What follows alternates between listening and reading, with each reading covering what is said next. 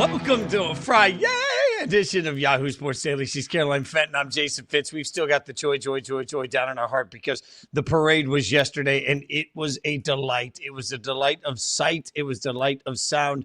It was total chaos, Caroline, as everybody had all eyes on Manhattan to see how they would party their way through a championship. The question is, after we saw it, we had Elmo in the streets with this sign up apologizing to the world. We had everybody out that you could possibly get into this. Was it the parade that you thought New York would have? Did they get the parade they deserved? They did. I think they absolutely did. It was everything that I expected from New Yorkers and Knicks fans, and so much more. I mean, we always say, Eagles fans booed Santa Claus. Well, Knicks fans bullied Elmo so much into becoming a Knicks fan that he showed his face at the Knicks parade. 2 million people in attendance at the Knicks parade, that it was just a total and complete celebration of joy in New York City. It was a celebration of people who haven't experienced this feeling maybe ever in their entire lives and haven't experienced for 53 years. We saw Mikal Bridges bringing his dog to the parade, and I hope that his dog had a very, very good time. We saw Mitchell Robinson bringing his own truck out there. We saw Jalen Brunson and Karl Anthony Towns and this whole Josh Hart, this whole squad getting the cheers and the love and the adoration that they deserved. We had women, twerking pantsless on light poles. We had New Yorkers saving other New Yorkers, not to get too deep, but there was a man that was passed out on an awning and other people climbed up there and gave him Narcan and saved his life. Like we've talked about how this championship has breeded this sense of community, maybe in a city that has it differently than maybe any other city in the United States or maybe even the world. But it has just galvanized this entire city in a way that I haven't ever seen. So to see that on full display at the parade was really, really special. Was it perfect? Absolutely not. I feel for the people who, probably had to wear diapers. I feel for the print journalists who have been covering this team for the entire ride and maybe even longer than that for years and years and years, yet they had to set up behind the stage and didn't really have a view of any of the action. I feel for the Dylan Jones number 33 banner that was hung from City Hall. Dylan Jones, very famously, not a New York Knick, number 33, very famously a retired New York Knicks number. So was it perfect? Absolutely not. But was it a celebration of joy, and did New Yorkers show up and show out 1000%? Yes, they did. I think for the people that were there, it was perfect, and perfect for the people that it mattered the most for, which is the fans. If I had any critique of it, I understand that the way they've always done it, the way that championship parades are done in Manhattan is a little different. I understand why they do it the way they do it. I just felt like there were so many people and so many stories you saw on social media, people that whether they flew in or whether they were trying to get off the subway, as we showed you yesterday, by the time they were able to get down there, even 3-4 hours before, there were areas that were shut down. They couldn't get in. I wish, knowing that they do have massive areas that are famous all across that city, that they had at least considered expanding the parade to a larger route, maybe including Central Park, include other areas where more people can be involved. Because frankly, for every person that was there, it felt like social media gave you the story of 10 people that wanted to be there that weren't there. And that just speaks to how legendary this was. Caroline, I'm gonna be an old man for a minute. I will never understand the thought of my favorite team just won. I've never seen a championship. I have all this excess energy. I don't know what to do, so I shall climb this pole. I shall remove my drawers, and I shall clap my cheeks. That's just not going to be the way that I ever see a celebration for a championship. But that being said, that sounds like a you problem. Maybe if the Raiders win a Super Bowl, watch out. I'm going to need to grease all the poles wherever I am, because I might be trying to climb up there. I don't know. But I think what it spoke to was joy, was so much unbridled joy, just the togetherness that came from all of this, the best seat in the house. It spoke to how much everybody was able to, at least for a day, forget about everything and come together. Very few moments in society anymore galvanize us together in a way that really brings us all into one room, makes us all happy for each other, makes everybody feel a lot of love. Like, it's hard to do that in modern society. I kept looking at the parade, and whether you were watching parade coverage on a sports network, on a news network, on a pop culture network, everybody was saying the same thing. Just look at the way it obviously brought New York together and to the forefront of everybody's consciousness. We're more divided as a world than we've ever been. We're more divided as a country than we've been in a long time, and you feel it all the time. It was awesome for a day to just let the Knicks provide escapism for not just Knicks fans, but I think for fans and for every American everywhere. Like, it felt like a rare moment where everybody stopped thinking about anything other than just joy. And I thought that was really beautiful out of the parade for everybody involved. You see Mike Brown there having some fun. Mike Brown absolutely began his speech in an epic fashion. I won't quote it. I'll let you hear it instead. This is what Mike Brown had to say as the joy started. Let's go one time. Who let the dogs out? Who let the dogs out? I love you, New York. Now, I mean, who let the... Excuse my ignorance here, which I love Mike Brown. I've loved the videos of him getting the standing ovation at the Polo Bar. He's enjoying all of it, just like we all are. But excuse my ignorance here. Has that been a song for the Knicks all season? Because I have not heard that song at all. Be reported by anyone who covers the Knicks. Haven't heard any Knicks players sing that song or mention that song until they won the championship. And now all of a sudden, Mike Brown is just barking into every single microphone that comes across his face. I'm so confused. Is this a thing, or is he just trying to make Who Let the Dogs Out happen? Look, at the trophy celebration, I heard it live at the time, and a couple of things stood out to me when I heard it. Number one, interesting. Number two, some rhythm issues, Mike, we got to talk about. And number three, this was the thing that, we all have the person, it's usually me, that walks into the party and is 10 years behind on the trend. That's all I kept thinking. To your point, Caroline, when I heard him doing it, the trophy presentation, I was like, that's just a weird random pull for a song that most people haven't thought about. And yeah, and his thing is, we've got some dogs on this team, and I get that. It just feels like a little bit like I walked into the room and I tried to be really hip with a bunch of 13-year-olds who then look over and they're like, get Pawpaw the hell out of here. But it doesn't matter. When you're a champion, you can do whatever you want, right? When it's funny how this is what we've done. We've taken what is a moment that would be mocked by many coaches, and we've turned it into just part of why we love Mike Brown. Much like James Dolan's speech before the playoffs turns into this just phenomenon of having the pulse of the team. But if the Knicks had lost, we'd look at it and be like, well, how lame is that? Another cliche speech. It worked because they won a title. But I also think it speaks to who Mike Brown is. He doesn't give a damn about what any of us think. I think you have to be wired a little differently to be the coach of the Knicks, to have success in New York. I think you have to be wired just a little differently. I think we saw yesterday that Coach Brown is wired a little differently, and that's why it was perfect. Plenty of people just a few months ago were questioning if he'd be fired, and were questioning if he should have ever been hired in the first place. Now they're all eating a big old plate of crow. 1000% they are. And I was one of those people.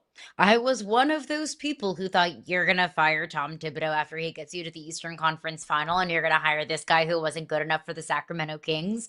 What are we doing, James Dolan? Which, speaking of James Dolan, did the speech work? Did it? Because even though they won a championship, it's still pretty weird. The audacity of the team owner to tell a bunch of professional athletes to lock in for the postseason. Okay, James. But on to Mike Brown. I owe him an apology. I think a lot of us owe him an apology, because my thought of, you're going to fire Tibbs and bring in Mike Brown, what in the world are you thinking, was a fairly popular sentiment at the time. But Mike Brown was perfect for this team. Because one thing that was so important to the Knicks championship DNA, which is why I don't think that this formula for success and for a championship is replicable, is because so much about it was the culture, was the relationship of this team, was the fact that this team really felt like a family. And that sounds all warm and fuzzy, and that sounds, super Disney Channel original movie, but it's true. We talked to Richard Jefferson. He was on our show, and I asked him about, why was Mike Brown the difference? Why was Tom Thibodeau a guy that couldn't get them here? Why was Mike Brown a guy who got fired by Sacramento, the guy to get them to this point? And he said, because his personality was just the right fit for this group of underdogs, this group that so many of this core, they've just been counted out time and time and time again. Cat wasn't good enough for Minnesota. Jalen Brunson couldn't get paid the big bucks anywhere other than New York City. And even still, he took a pay cut to be there. Jose Alvarado was a guy that nobody thought was going to be at the highest point of the NBA, much less winning an NBA Finals. OG Anunoby was just kind of viewed as a sixth man in Toronto. The list goes on and on and on. I don't need to tell you all the stories. We all know it. This group of underdog players who have been counted out so many times in their life and just kind of needed a figurehead. They just needed the right guy to build the right kind of culture. And that's exactly what Mike Brown did. Like, is Mike Brown the greatest X's and O's coach of all time? No, I don't necessarily think so. But Mike Brown is a great coach. Not one of the greats, but is a great coach that was exactly what this core and what this roster needed. Sometimes right place, right time is more important than any of it. And the right fit was obviously there for this Knicks team. New York, keep celebrating. It's fun to watch for all of us. In the meantime, also fun to watch World Cup. We are back in action. The USMNT is back in action today. It will be ecstatic. We're going to join the king of all World Cup coverage next. Taylor Twellman going to join us. We'll get his thoughts on everything that we expect today and ranch dressing. That's all coming up.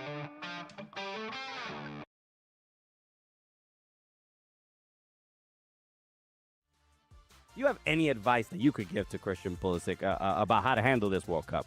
I think if he can find a zone where he is like that kid again, that is on the field with his buddies, and these are his buddies, this national team, these guys are close, and just understand not overthink the opportunity and the pressure and the home World Cup, but be like, what a privilege it is for us to be on this field right now representing the United States. He's gotta lock it in. Right here, under 8, down by 3. It's one of the best teams, if not the best team in the league. Fired, caught, open space in front. Karan Ashley still on his feet inside the 5, touchdown!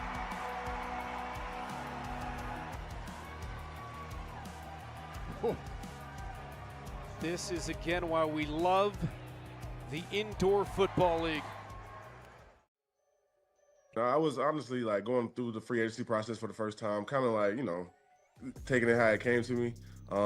Had, different teams calling me up, and I felt like the Bills were the best team to help me reach my goal of winning the Super Bowl. They've been so close in the past, and as a organization, they want to get over that hump. They want to, hold up that Lombardi trophy, and that's something I wanted to do. So our goals and our visions align with that, and, I felt like it was the best spot for me. See how things go, and this is the kickoff here by Kevin Macias, who was a Sugar Skull until 2 weeks ago, and the return off to the races. Aaron Jackson, touchdown! Sugar Skulls returning the opening kickoff. This is outstanding. And you know what's funny? So I was downstairs, and Mr. Jackson came up to me. He was like, "Hey man, I appreciate you saying good things about me." I was like, "Look, if you make plays, I'm gonna say good things. So if you want me to keep saying great things about you, keep making plays."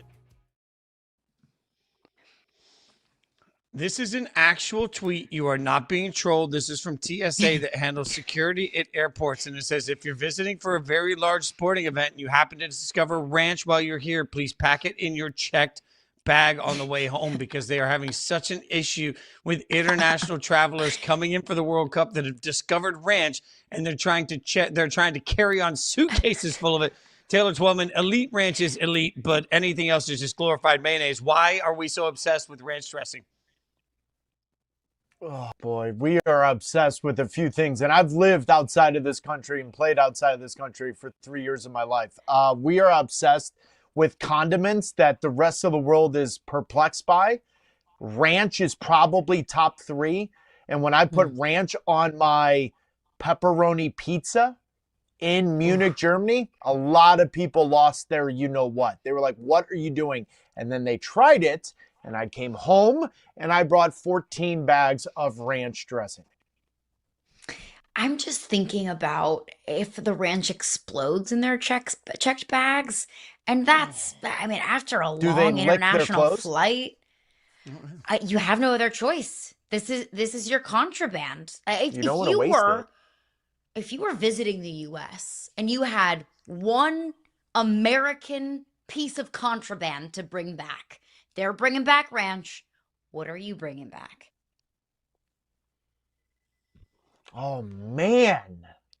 That's a great question. Why is the Like a first thought that come to my mind hyper-American. like Sour Patch Kids? Oh. That's a great choice. They're delicious. Because they don't. The watermelons. They or have the sour candy, regulars? but they don't have like what we have. I'd argue their salt and vinegar crisp chips, as they call it, they're better than ours. But our It's a high candy bar. selection, our condiments, you know, like I love a good jalapeno. Not gonna lie to you. I got two of my former German teammates addicted to jalapenos, pickled jalapenos, all of the sort. But my first thought was Sour Patch Kids. I have no idea why. I respect the hell out of it. By the way, you see it there, Kraft leaning into international obsession with it. Yes. It is crazy. It is, of all the things I thought the world would fall in love with, I didn't know it would be that. We have fallen in love with this entire process. Let's get to some actual soccer that we're going to see. Christian Pulisic's injury, what's your level of belief in him today? Is he somebody that you think the team can rely on? How do they handle this? The fact that he hasn't trained with the team is 100% worrisome because I've just always been a believer. Listen, you're in the middle of the tournament. You're coming after a long season. He probably needs one full training and he would have been fine. He didn't get that.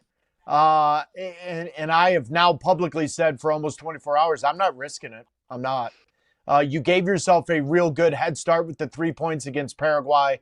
You can win without Pulisic against Australia, and you need him for the rest of the tournament. And if you need a result against Turkey to win the group, then you're better off waiting a little bit longer to get there. But it's alarming. Make no mistake about it. Now, for someone that's followed Pulisic as long as I have, if there's any kind of little bit of uncertainty, he will not play. He's not one that will do that. And so I think Pochettino's got to make the right decision. The staff, the fact that he's got a sleeve on that left leg, the fact that he didn't train fully with the team. Sure, I'll announce that he's available off the bench, but like Alphonso Davies for Canada last night, I'm not playing him. So I am firing Mauricio Pochettino and I am putting Taylor Twellman in charge of the USMNT. That's not a good Congratulations. idea. That's not a good idea. If you are not going to play him at the start, at what point, what would have to happen throughout the course of that match to put Pulisic in? So you're also asking a player like Pochettino that played, and Pochettino understands it. If Christian Pulisic can't start, I'm not playing him. I'm not. I don't care if you're losing 2-0 today. I'm not touching it. If he's not available to start the game, I'm not touching him. I am 100% making sure that I take him out of his own way and say, you know what? Let's get you ready as quickly as possible as we can for Turkey. I'm not touching it. So to answer your question, it's real simple for me. If he's not available to start, I'm not playing him today. So then who in your mind for the USMNT has to step up if he doesn't play, and how do they sort of win this match without him? Well, collectively, they were really good against Paraguay. And so while Christian Pulisic was unplayable in the first 45 minutes, he was really good. His movement off the ball, you can find ways to do that without him. Now, there's a little bit of an argument within the circles of, do you play two forwards? Do you play Balogun and Pepe together? It's a little awkward for them, but why not if you know Australia is going to defend with 9 players behind the ball? So that's an option. Do you play Tillman? Do you play Giovanni Reina, who's very good in between the lines? He's very good on the ball in getting into those spots. Different type of player, Christian. He's not as vertical, but he's creative in those spots, and they're going to need it to break down to low block. There's multiple different ways you can do this, but this narrative that they're up against it because Pulisic's not available, that's what we need to squash a little bit. Even without Pulisic, They still can be the tone setters. They still can be the protagonists. They can be after it. They can be on the front foot. There's real no excuses that the United States shouldn't dictate the tempo of the game and get after it. Australia's going to test them. They're going to be very good on the counter. They've got 2 or 3 players that are different than Paraguay, where they can really expose you if you leave yourself some space open that a Tim Ream could get caught for pace. But they've got attacking players that can fill in the gaps without Christian Pulisic. They just collectively have to do it together. All fans of the USMNT were feeling themselves, ourselves included, after that first match against Paraguay and how that team looked. But now that we've seen England, now that we've seen Argentina, now that we have seen Portugal and Spain and some of the favorites to win the World Cup, how does this team stack up against those teams with one match under our belts? Yeah, nothing's changed. I think there's maybe more excitement. I think the SEC, ACC college football fan that doesn't pay attention, now you've got their attention because of the demanding and dominating performance you had in the opening game. But make no mistake about it. You watch England, you watch France, you watch Argentina, the cream of the crop is still there. And so the United States is only going to go as far as they can go if collectively they are on point the way they were against Paraguay. Chris Richards, Tyler Adams, Weston McKennie, Florian Balogun, Christian Pulisic, Tillman, collectively is the superstar for the United States. You can't have 1 or 2 players have great games and 1 or 2 players be down. You can't afford that. You're not at that upper echelon. Now, collectively, as we've seen in this sport for many a years, collectively you're together, you can absolutely create havoc and create noise and surprise some people. But the United States goal, first and foremost, was to win the group. And that's what's more important today in Seattle. 3 points against Australia, you're in the driver's seat. And now you're playing a third-place team coming out of the group. And now you set yourself up of making a run. But you can't put the cart before the horse and then all of a sudden say, well, Florian Balogun's in the Golden Boot race with Harry Kane, Lionel Messi, and Jonathan David and Kylian Mbappe. Calm down. Just win the game against Australia, have the same type of performance that you had, and then deal with what happens with Turkey comes about. But you just cannot count your blessings too soon because this game will humble you, and especially this team. You talked a week ago in a really impactful way about what it means to hear the anthem and to represent your country and what the World Cup means. We went through that in the first game. Now there's been a little break. How does momentum carry over? How does that adrenaline for your country carry over? Those little things that were so impactful in game 1, do they exist to the same level in a second game that's a week later? Yeah, you just got to be careful there's no complacency. You got to be careful that you haven't read too much of the headlines and that you become prisoner of the moment because the collective goal is to win the World Cup. I'm not saying they're going to, but that's what you're doing, 26 guys, the medical staff and the coaching staff. Otherwise, if your goal is not to win the World Cup, why do this? And so you've got to make sure there's no complacency. And you've got to have the same reaction when the national anthem plays in Seattle today. And the goosebumps come and the hair on the back of your neck stands up. And you play with the energy and purpose and intent that you played with against Paraguay. You've got to rinse and repeat and forget about yesterday. Because truly, if you lose to Australia, very quickly, people are going to forget about Paraguay. On the other hand, if you beat Australia, now the momentum becomes a real thing. And the home field advantage and the 12th man, how fitting is that? Seattle Seahawks have talked about the 12th man for how long? That will be times 100 today at CenturyLink Field, Seattle Stadium. I'm telling you, I've done 1 million games in that building for the Seattle Sounders. I did MLS Cup there in 2019. It's as good as it gets. It's as good as it gets. And that 12th man, metaphorically speaking, for both the Seahawks and now today for the U.S. men's national team, it will blow the roof off the building if the first goal goes to the red, white, and blue, and you get the same kind of energy and purpose that you got in L.A. If you get that, Fitz, now you're talking about real momentum.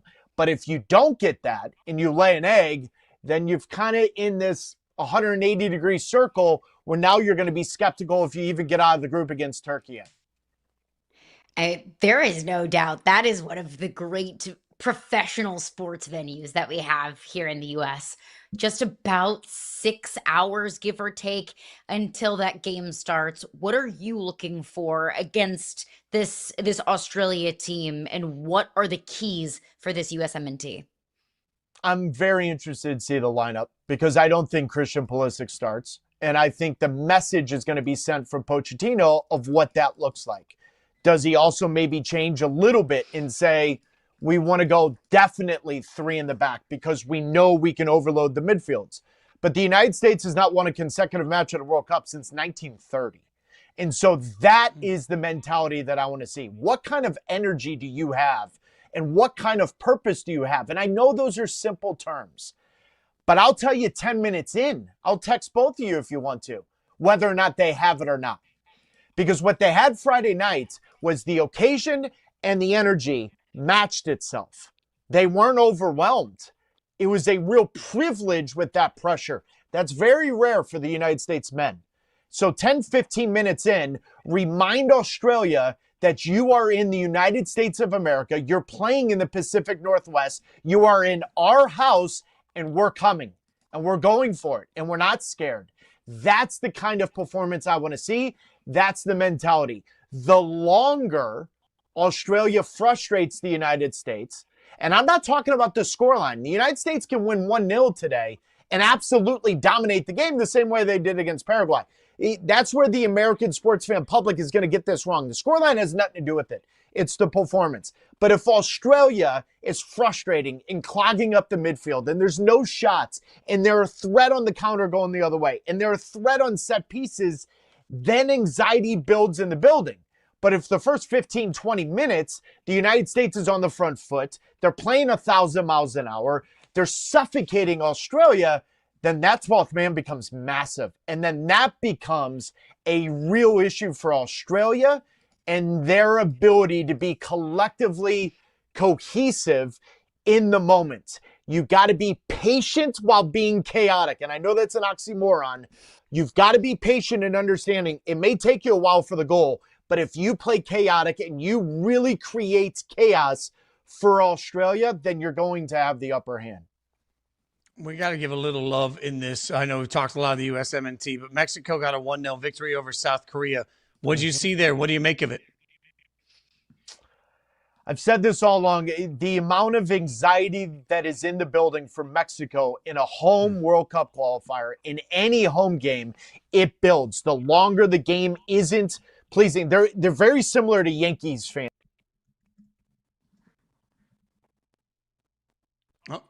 Well, we lost him. Taylor was saying they're very similar to Yankees fans. Mexico expects greatness. It is funny that we have to remember that the U.S. is not the only host country in this process, Caroline. So is Mexico, right? And so he's right. It's funny how here we look at it and say, what a gift. This is amazing. What an environment. And the Mexico team is really looking at it like, what a responsibility. We better live up to it. It's the same statement being made in two very different ways. U.S. men's team today at noon. Caroline, are we feeling after we've heard everything from Taylor, we feeling confident? USMNT, we feel confident? Nervous, but confident. Not again, because I think we all, at least I, went into that match against Paraguay and I thought, the U.S. doesn't need to play their absolute best game in order to take down Paraguay. I do think that Australia is going to be a different story. We mentioned that Mexico-South Korea game last night. One of the greatest goalie saves that I have ever seen from the Team Mexico goaltender. It was absolutely crazy. He was standing on his head. It was one of those that just a little bit of luck was involved. Lady Luck was sprinkling some magic fairy dust there.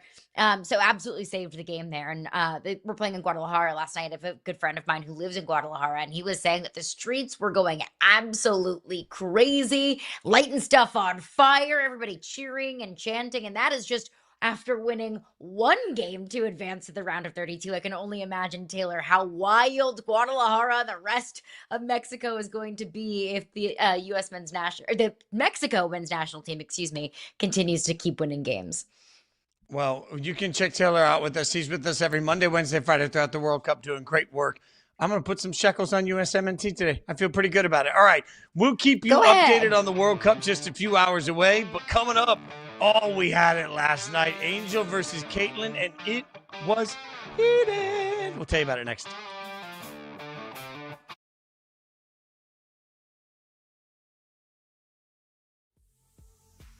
There was a big bright light shining on the hall, and I saw these two figures, and they were coming. I couldn't see who they were. It was just like dark, shadowy figures. And then we walked past them, and I was just talking to Jeff, and they were talking about before we started signing about how it goes. And then grabbed me from behind. He's like, hey, he says, you're not even going to say hello to me? You're doing that? And it was Taker. I said, I had no idea it was you, but that's so cool. It's so good to see you, man. I gave him a hug, and I said, man, I got to tell you, I said, I'm super excited for you, man. Are you excited for Dave Meltzer to give you the Booker of the Year award? And he said, shut up, you know.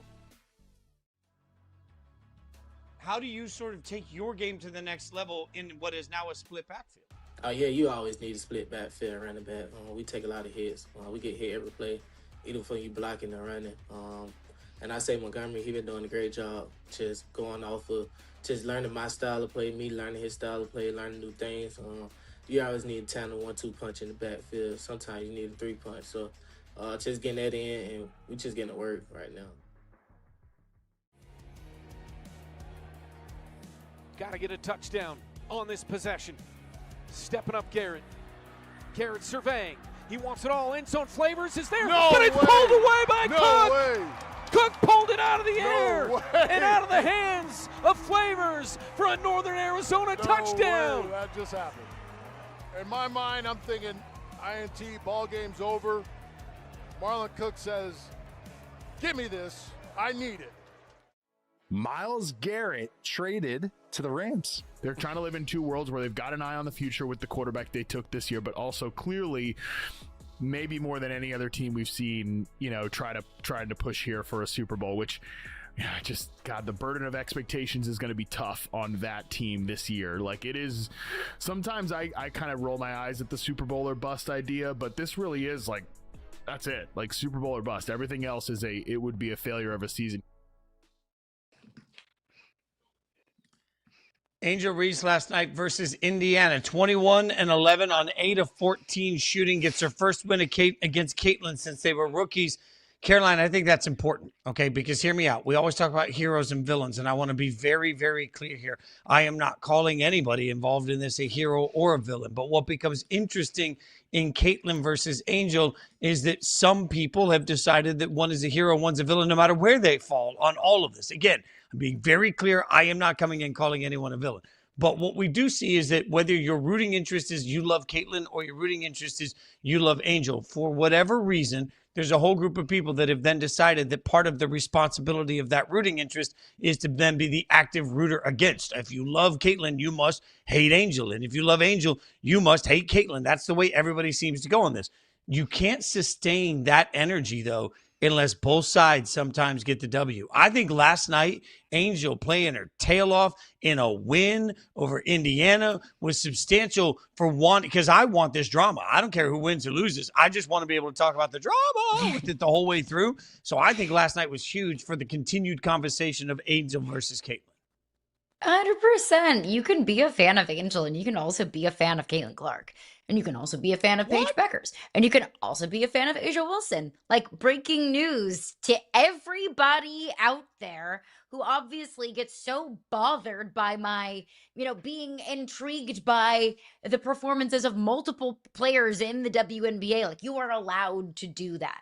If you don't think that you are just perpetuating this stereotype with women on big stages, that there can only be one. There can only be one big time singer. There can only be one big time rapper. There can only be one big time actress. There can only be one big time reporter. There can only be one big time player. No.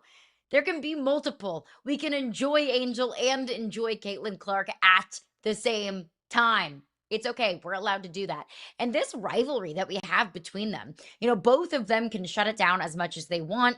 You as a fan may shut it down as much as you want, but it's there. It exists. If you didn't think that Angel was fueled by a little extra something last night, then you are naive. Whether that comes from a rivalry with Caitlin Clark, whether that comes from playing at Indiana, not just Angel, but I think a lot of players take that seriously, the way that they can pack that place out, the way that Indiana, the just kind of vocalizing around Indiana is so much louder than any other team, it feels like, in the WNBA. Whatever it was that was fueling Angel last night, it was something that was a little bit extra. We saw it in her stat line last night. I mean, you just mentioned it, Fitzy. We had Angel Reese 21 points, 8 of 14 shooting, 11 rebounds, because it kind of feels like Angel Reese is good for a double-double on any given night recently, whether it was the way that she was acting, kind of, mocking Caitlin Clark a little bit, kind of acting like she was foul baiting. Like, it was fun. I liked it. That kind of friction, I think, is good for the game. And also, just welcome to sports. It's not a tea party. Not everyone's going to get along all the time. And that's okay. Like, we saw Dylan Brooks buy a, six-figure ticket courtside to a Lakers postseason game just to piss LeBron off. And we all laughed and had a jolly good time about that. We can do that in the WNBA as well. It's fun, it's good for the sport, and it's the reason why games like this, Angel versus Caitlin, garner so much attention and so many eyeballs, is because rivalries and back and forth and friction and rivalries that go back to the college game. It's a trope that I think we can all relate to and buy into. It's fun. Look, I spent yesterday on the show saying I hope that Wemby buys into the villain mindset. I hope that Wemby buys into becoming the villain, because we remember the great villains, because we actively root loudly against the great villains, but that gives a reason for everybody to pay attention. I hope Angel continues. And it's tough. Like, look, I would never want this role. I'm the first to admit, I do not, even in the media landscape that we're in, some of my friends and some of the people that I've worked with in the past love the fact that everything they say just gets destroyed and everybody on social media comes at them, and they love that level of villainy. They love just riling up the room. That's not how I'm natured. Frankly, I like being liked. I'll be honest about that. I wouldn't make a great villain. Angel Reese has just done a great job of understanding, hey, I'm going to be me. And if that means it pisses some people off, I don't really care. I love this. And just the way, the mockery of Caitlin flopping for fouls or whatever we want to call it last night. I laughed out loud and I thought, yeah, we need more of that. Just the best of the best is always good guys versus bad guys. And when that is an ever fluctuating thing, that's when you get the best, right? When some people think the bad guy's the good guy and the good guy's the bad guy, now you are getting into that territory where suddenly it transcends. This rivalry transcends. And Angel being someplace where she can win a lot of basketball games transcends. Like, I think it's a little unfair to sit here and say, well, first win against Caitlin since her rookie year, without acknowledging that she's finally on a team that is supposed to be comparable to where this Fever team is. So Atlanta being better, the Fever going into this matchup, the fact that we're going to get these two ladies playing against each other again tomorrow night. Like, I look at all of these pieces together and I say, thank God. Thank God Angel is willing to go through whatever the process is that is of being the villain on social media. Thank God that these two are not walking it back. I want more of this energy, and to see that energy, man, I can't wait for the response, because if the Fever are truly expected to be a championship caliber team, then you expect to see the clapback. You expect to see the bounce back. You expect to see the, nope, you're not doing that to me twice in 3 days, because that's what we expect from championship caliber basketball teams. Anytime we get Caitlin versus Angel and it gets ugly, I think there's an actual huge win out of it, Caroline. And I think last night was a step to that. I think tomorrow night becomes an even bigger step to wherever these two teams are.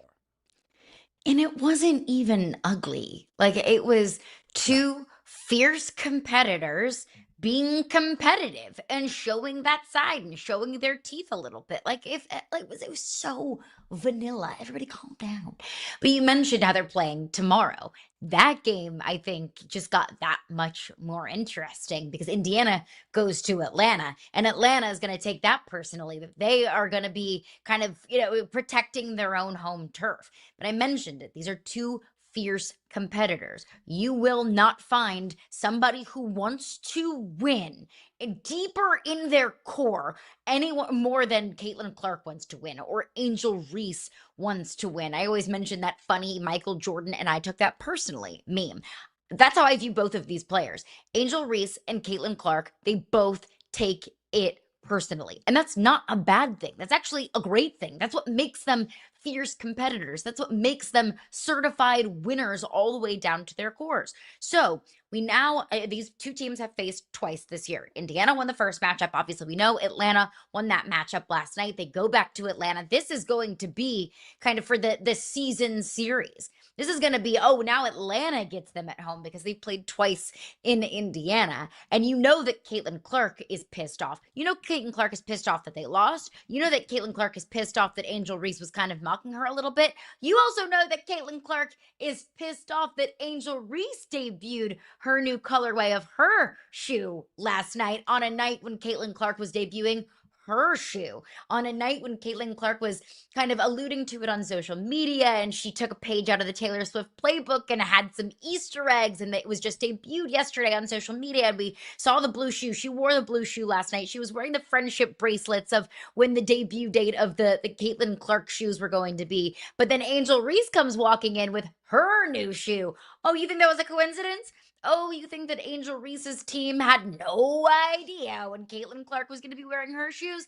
Yeah, right. That was pettiness at its very best. And I love it. I love pettiness. I love that. You don't think Caitlin Clark is pissed off about that? You don't think that she and Angel are going to take that personally? This is all great for the league. It's great for the intrigue. And I, frankly, love every single little bit of it. Give me more of the pettiness. Putting the shoes out at the same time is the ultimate up yours in sports. And I love every single second of it because it also understands who your fans are. Like, and look, I know I'm oversimplifying here, but I genuinely believe there's a group of people that have probably never watched a single second of Angel play, but they've just decided they don't like her because they like Caitlin. And there's a group of people that have decided they hate Caitlin because they like Angel. So you're getting all of those fan bases at once. You're getting love buys, but you're also getting hate buys. You're getting people that are just going to be fired up to want to buy the shoe to send a message to the player that they don't like. You're going to get people flocking into stores to make sure that, oh, I want to make sure that my favorite in this combo outsells the other one. So it's brilliant strategy by everybody. Like, look, I do think that there's a genuine competitive, let's say, dislike between these two players, because I believe that competitive edge for these two players drives them to want to be better than the other every single time they do anything. I believe that. I also believe that a lot of marketing people looked at this and said, you know how we can make money? Let's put them both out around the same time so that we can make sure that every person that hears somebody's buying a Caitlin shoe is like, well, I'm going to go buy the Angel shoe so I can get my clap back to that. Like, this is just brilliant marketing. And I got to credit just where society's gotten on this. Like, I realize I'm the old man in the room and I joke about it. But Caroline, think about it. Whenever Taylor Swift does anything, the first thing people do is try and figure out the math behind it. What is the secret hidden agenda? Miley Cyrus, the same way. Whenever she puts anything out, oh, well, this was actually released on the date that a boyfriend did. Like, things I would never think about. The fact that marketing companies and these women think about the ways that they can maximize their shoe sales, I don't know. I'm here for it. I kind of want to buy both of them just so that I can have both audiences clap back to me, Caroline. But this feels like beautiful, They're both beautiful awesome. marketing. Which one do you like better? Like, I like the green ones. I just like that color better. That's just kind of more in my closet. That's more in my colorway. They're cool. I really love them. And also, Angel Reese did a bunch of marketing with her dog for her last colorway, and her and I have the same dog, so we kind of relate on that front. But I would love both. Yeah, I would like advantage. a raise, so I can afford both. Advantage on advantage. The color on Angels is better. I agree with you 100%. I actually prefer. I love it. Angel shoe. So advantage. Angel wins the game, and according to Yahoo Sports Daily, Angel wins the shoe battle so far. I'm sure that will go over wonderfully. Pay no attention with to the helmet behind me. Wow. I promise. Yeah. Oh no. Yeah. Unbiased. That is. We need to get like like one of those weird way. blur things. We'll get like one of those blurs that just comes into the screen and blurs over the helmet every once in a while. All right, so from women's basketball to men's, the NBA draft right around the corner. Yahoo's got great coverage of it, but coming up next, we're going to try and figure out what Washington is actually trying to accomplish.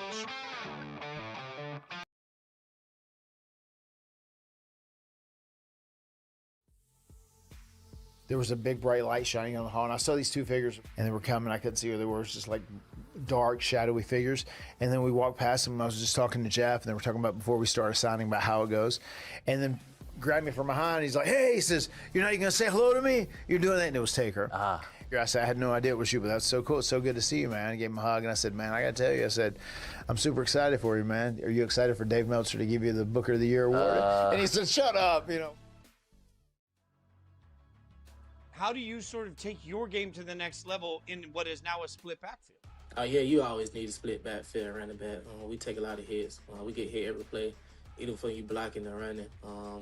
And I say Montgomery, he been doing a great job just going off of just learning my style of play, me learning his style of play, learning new things. You always need a tandem 1-2 punch in the backfield. Sometimes you need a 3-punch. So just getting that in, and we just getting to work right now. Got to get a touchdown on this possession. Stepping up Garrett. Garrett surveying. He wants it all. End zone Flavors is there, but it's pulled away by Cook. Cook pulled it out of the air and out of the hands of Flavors for a Northern Arizona touchdown. That just happened. In my mind, I'm thinking INT, ball game's over. Marlon Cook says, give me this. I need it. Myles Garrett traded to the Rams. They're trying to live in two worlds where they've got an eye on the future with the quarterback they took this year, but also clearly maybe more than any other team we've seen, trying to push here for a Super Bowl, which God, the burden of expectations is going to be tough on that team this year. Like it is, sometimes I kind of roll my eyes at the Super Bowl or bust idea, but this really is like, that's it, like Super Bowl or bust. Everything else it would be a failure of a season. Trae Young plans to decline his $48.97 million option for 2026-27 and enter free agency, that per Mark Spears. But let's keep this in mind before everybody panics about it, because I think most of us see that and you immediately hear the headline and think, what in the hell? But the Wizards are expected to remain the favorite to retain the 4-time All-Star. I don't know why I went King of the Hill on that, but Caroline, I think part of what we got to point out here is that Trae Young can opt out and sit on the sidelines and give himself the opportunity to negotiate a longer deal with a bunch of money. So according to Brian Windhorst, friend of the show, friend of ours, says the Wizards are preparing a very large 3-year contract. Do we see the vision here? Because we're going to go into the construct here that Trae Young is actually opting out to re-sign with the Wizards. Do we see the vision for Washington? I do. And it does make a lot of sense. Trae Young gets a little bit more security financially and with time, and it makes sense for the Washington Wizards. I mean, you don't trade for Trae Young in January? Just to have him for a couple of months in meaningless games where they don't make the postseason, and then all of a sudden he just walks in free agency. That doesn't make any sense. That's not smart.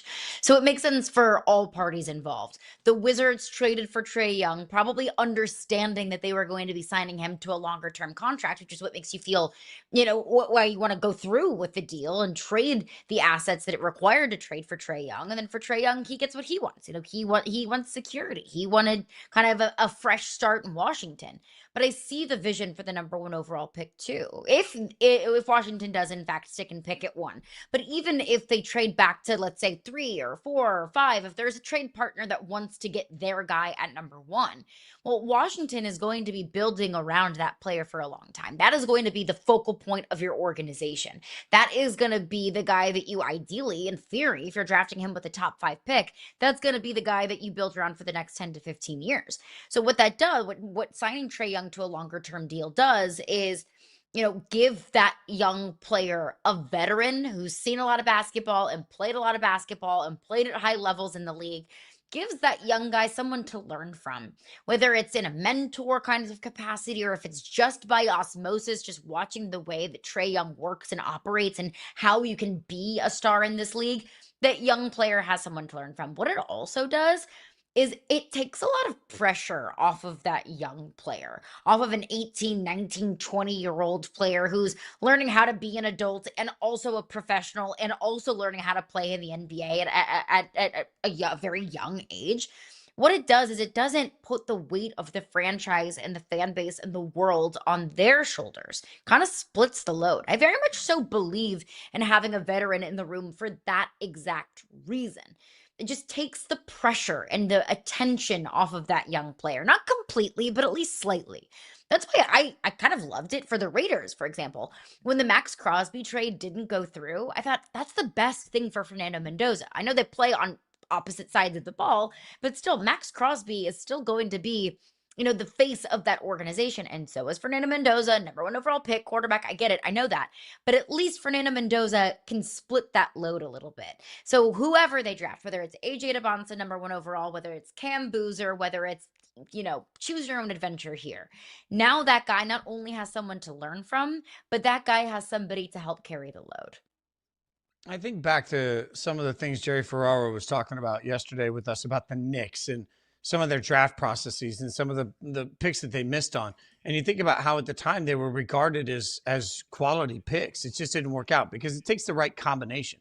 I love the concept of Trae Young being part of the right combination around what you're building, understanding that, no, if you're Washington, Trae Young is not likely leading you to the NBA Finals. But maybe Trae Young is helping lead you to relevance while your young guys that you're about to draft are all going to try and help boost your roster and sort of raise the floor for whatever your organization is. I see this vision where Trae Young, I don't think Anthony Davis is somebody that you can actually rely on. But even if you're just trying to excite the Beltway and make the DC area care more about the Wizards, having a poster that has the number one overall pick, Trae Young and AD on it, at least gives people a chance to look around and say, well, that could be interesting. I think that matters. I think being interesting is still a win. But I also think, to your point, Trae Young is 27. He's going to be 28 in September. So he'll be 28 when the season starts. I know we've seen a lot of basketball from Trae Young, but he's not 37. This isn't a Hail Mary signing of James Harden hoping that it helps your team in some way. This is a young player still that may have something in this new environment. Who knows? So for me, if you're Washington and you're sticking with your long-term development plan, but in the process of long-term development, you can bring in somebody that has had superstar moments in this league that maybe can help that locker room sort of figure out how to adjust and can make you relevant while you put the right pieces around young talent. I think this is actually a really smart move by Washington. I think the Wizards are approaching this entire process the right way. And again, I want to point out something important in this conversation about where Trae Young is going. The entirety of Brian Windhorst's comments, in fact, revealed that they expected from the day they traded him that he would opt out and they would do a new deal. I don't think Trae Young is going anywhere. And I think this is a smart execution of the plan by the player and by the team. So let's talk about smart execution because AJ Debonsa remains the favorite to go number one overall to Washington. We'll talk to Ben Fawkes a little bit about how Vegas sees some of this. Is Debonsa to you enough of a lock, or should Washington really be considering trying to trade down at this spot? I don't think that AJ Debonsa is a lock. I would probably take him number one overall just because of all of the people who do this for a living and evaluate college basketball players. I'm not going to act like I am one of those people, but everyone that does for a living has told me it's AJ Debonsa and Darren Peterson. Why is that the case? Why is Cam Boozer on the outside looking in? I don't know necessarily, but everyone tells me it's AJ Debonsa and Darren Peterson. I don't like Darren Peterson's attitude. I don't like that he takes himself off the court. I don't like that he's not taking meetings with anybody else and he's only taking meetings with the Wizards who are drafting number one overall. So many scouts have said that they question his commitment to basketball. So many scouts have questioned if he's really willing to kind of push through when things get difficult. I don't want to build my franchise around a guy that's kind of wishy-washy and needs everything to feel comfortable and good around him. Like, look at Jalen Brunson, for example. I think he's the kind of guy that anyone in the NBA would want to have on their team. He works hard. He pushes through when the lights get the brightest, when the deficit is largest. That's when he comes alive, when things are hard. So I frankly don't like the way that Darren Peterson moves. So I would pick AJ Debonsa over Darren Peterson, but I don't think that it's a lock, especially because it might not be either of those two guys. Look at Caleb Wilson. Look at Cam Boozer. Look at Darius Acuff. Even though maybe those guys won't go number one overall, this is a deep, deep draft. So I think that is the kind of draft that if you view these guys equally or equally enough that you feel comfortable trading back to acquire more assets or maybe even players, I think that Washington is in the position to do that. But that's only if they view these guys on a level enough playing field. If for the Wizards, it's AJ Debonsa far and beyond than an island on his own and then everybody else, or Darren Peterson, or whoever it might be. If you view a guy as single-handedly the best player in this draft and a guy that you feel like can save your franchise, well, then you stick and pick at one and you take that guy. I don't think, though, that the general basketball public views it that way. I think it's much closer than maybe just one guy and everybody else. I will go back to ice cream for NBA fans that are not familiar with my love of ice cream or my love of ice cream analogies for the draft.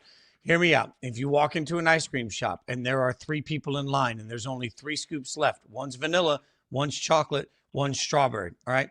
If I have the first pick in there, I'm walking up to the ice cream stand. I don't care enough between those 3 flavors, the differences. I have my opinions on which are best or worst, but I don't care enough to sit there and make it worth it. So if somebody turns around that's third in line and they absolutely love strawberry and they are just worried out of their minds that I'm going to take the strawberry scoop, and they turn around to me and they say, hey, man, I'll give you a scoop tomorrow and you can take my spot back here at 3. I just want that strawberry scoop. I'm moving back. I don't care. So to your point, if you're really passionate about one of these players, if one of these players is strawberry ice cream and that's the only thing you like, then you stay where you are and you do what's right for what you believe. If you're not passionate and you can move back, and I do happen to believe this isn't like most drafts where we fall in love with one guy and we sit in here and say, okay, but also to that end, how often are we wrong about the guy that we fall in love with? So if I'm looking around and I'm Washington and I'm saying, okay, I've got on a scale of 1 to 100, I've got a 98 on this guy, a 96 on this guy, and a 94 on that guy, then I'm trading back. If the answer is clearer than that, then I'm staying right where I am and I don't give a damn about the phone calls. To me personally, I think that all of these players are so close. The only person that I wouldn't take overall, to the points that you've made, would be Darren Peterson. And it's not because I don't think he's a great player. I believe that at the end of the day, if you want to make it in whatever you do, whether it's sports, whether it's music, or whether it's broadcasting, if you want to make it, it has to be your drug. It has to be the thing that absolutely fuels your soul. It has to be the thing that drives you every second of every day when everybody's watching and when nobody's watching. Being great at that thing when you want to have that dream job has to be the drug that matters most to you. I don't know that we've gotten any proof, at least from what we've seen from the outside looking in, that that's the case for Darren Peterson. Now, maybe behind the scenes, teams have gotten that indication. And if they have, then congratulations, because when you're as talented as he is, my God, you have every right to be the first overall pick. When you're as good as he is, you have every right to be the first overall pick. The question that will always fuel me when I evaluate who goes where in any draft, in any sport, is that when all things being equal, who has to have it the most? And that's the reason I don't love Darren Peterson at first overall. Anybody else, I'm absolutely all in for. By the way, as we break down everything from the draft, don't forget Tuesday night is the draft. Yahoo's 2026 NBA Draft Live coverage begins at 8 p.m. Eastern, 5 p.m. Pacific across the Yahoo Sports Network. You see the lineup there. And when I say it's stacked, it is stacked. KOC, King, Tom, Ice. I don't know that they could get a better group of people to break down the draft. I've sat in the room. I was lucky enough during March Madness coverage just to listen to King and KOC argue about players. I cannot wait to watch this on air. Every single second of this feels epic. Caroline, the only question is, what do we think? Is it all going to be draft, or are we going to get a Giannis conversation in the middle of this thing? We think Giannis goes before then or during the draft? Death taxes Giannis. I mean, there's always going to be a Giannis conversation. Facts. No matter who's involved. Let me just say, all-star cast, brilliant basketball minds, and even better people, which is saying something. I don't. It feels like a Giannis move has to happen before the draft, right? It feels like whatever team is going to acquire Giannis, or if you're the Milwaukee Bucks and there's picks involved in this, you probably want to deliver on that right away. Like, you don't want to rack up picks in 2038. You want to see the return on your investment now. So I do think that we'll probably get something before. But I also thought we would get something at the trade deadline this past year, and that didn't happen. Yeah, no, we've been wrong about the timing a lot. I'll say this as somebody that's been lucky enough to cover the draft a lot in my NFL coverage career. I hope we get it before so that they can spend the first few minutes of the draft telling us all what it means. So The drama will be there. You see it, Yahoo Sports TV, wherever you're watching us, the Yahoo Sports Network. You can hang out with them 8 p.m. on Tuesday. Don't miss it. Great crew. Going to be a great night. All right, we'll keep the greatness coming up next. Major League Baseball in full swing. Haha, see what I did there? We'll figure out what to make of The Miz next.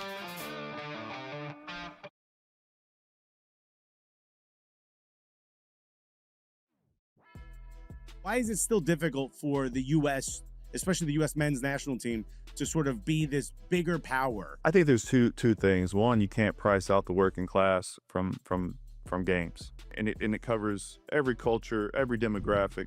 Also, you have to inspire, right? You need a product on the field that makes people want to go spend that money to watch you play, right? And so I think that's the two things that you're kind of dancing with. Possibly for one of those RPO type plays where you put it in Tomas's gut, but you see the sticky coverage on the outside, trying not to allow for easy completions. From the 16, they send the blitz. He lofts it, corner of the end zone. What a catch against the wall. Quentin Randolph. Problem was, this is good coverage. You just got to continue to run. Right there, you see Page kind of give up on it. Mike Leach revolutionizes offense in the SEC with the air raid. Bob Stoops gets the Oklahoma job. He calls the guy whose offense drove him the craziest, who makes Mike Leach's offensive coordinator at Oklahoma. That works really well. Texas Tech hires Mike Leach. That changed high school football in the state of Texas. Meanwhile, you had players from Texas Tech going into the NFL saying, hey, here's what we did. He changed football at every level. 1:18 to play, third quarter, pumps once, Delora rolls. Delora calling out for his receivers, back across the field wide open, McKee inside the 10, Seneca McKee angles for the end zone, touchdown, Nighthawks. But he keeps the play alive and just finds the backside. McKee with the great finish. Phenomenal job right there by Delora. The Chicago White Sox don't play scared baseball. That from Russell Dorsey, Yahoo Sports National Baseball Insider. He's joining us now. Your latest article titled Chicago White Sox are proving they're not just fun, they're one of the American League's best. I get it. I'm just trying to, I'm going to be honest with you, Russ. I was flying through the airport. Story time with me.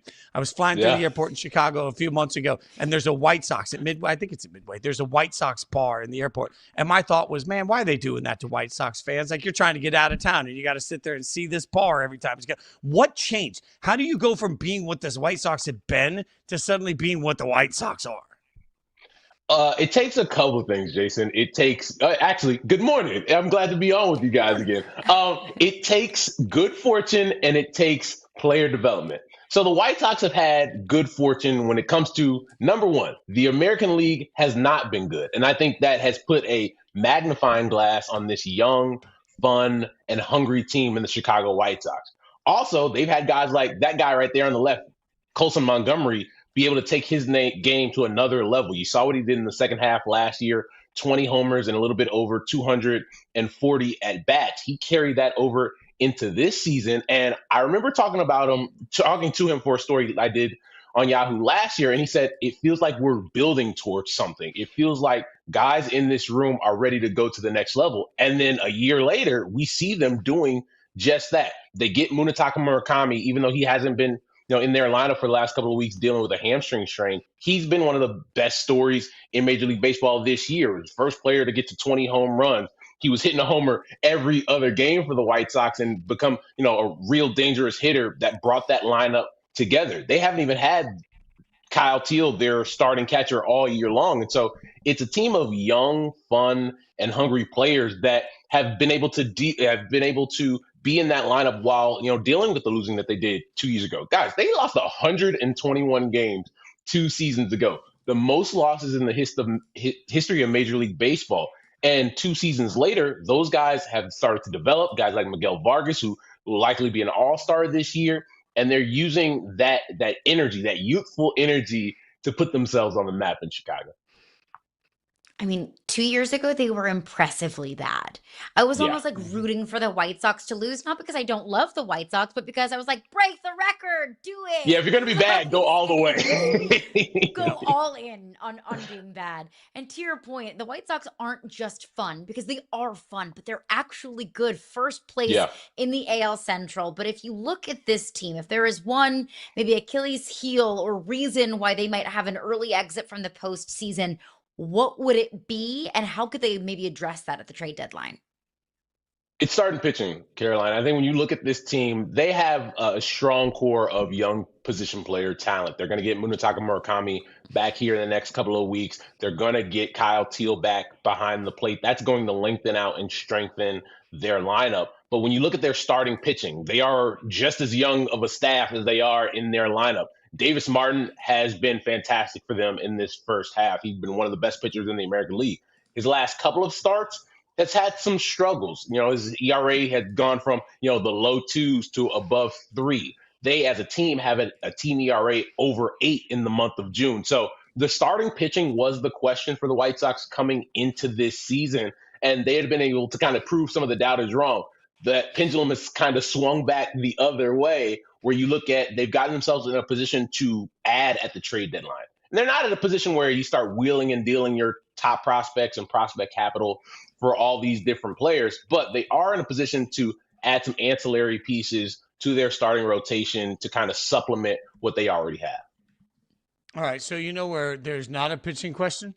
In Milwaukee, because we're watching the Miz at just absolutely heave it. It feels like 400 mile an hour is what we're going to hear next week. Where did this guy, I keep asking you, where did these come from? But let's be honest, 6 months ago, 8 months ago, this show was not talking about the Miz. Where did this version of him come from? Yeah, it's funny, Jason. I'm actually working on a piece on Jacob Misiorowski right now because I think a lot of people have that question. And I remember a year ago, I wrote a story for Yahoo about, remember when Major League Baseball decided, hey, we're going to send this kid that throws 103 miles an hour to the All-Star game, even though he had only been in the big leagues for 4 weeks. And I'm like, that's not right. He doesn't deserve to go. At the time, I was right. He didn't deserve to go. But in a year's time, he's proven that he's not only the hardest thrower of the baseball we've ever seen as a starting pitcher, he's also one of the best pitchers in the world. And what he's been able to do, that start he made last Friday against the Philadelphia Phillies, strikes out 15, throws 95 pitches. To be that efficient and that dominant, it's insane. 3.5 pitches per plate appearance in that game. That's grand opening, grand closing, go sit down for the Phillies that night. But no, he's truly something to marvel at, because to be able to throw that hard, but also be able to locate that well. I was talking to some people up in Milwaukee a couple of days ago, and they get to see it every fit day up there, and they marvel at what he's been able to do. I will say, I talked to Pat Murphy, the Brewers manager, about a month ago, and you look at the walk rates for Jacob Misiorowski as he was coming up in the minor leagues. They were pretty high, right? For a guy that throws that hard, you expect a little bit of some command issues, and he had those. But what he's been able to do, he's striking out guys at the same rate, if not increasing those. And also, he's cut his walk rate down significantly. And this is a guy that's not just a thrower of the baseball. He's turning into one of the best starting pitchers in the sport. And it's really cool to watch his ascension over the last couple of months. All right, so let me get you one follow-up on that then.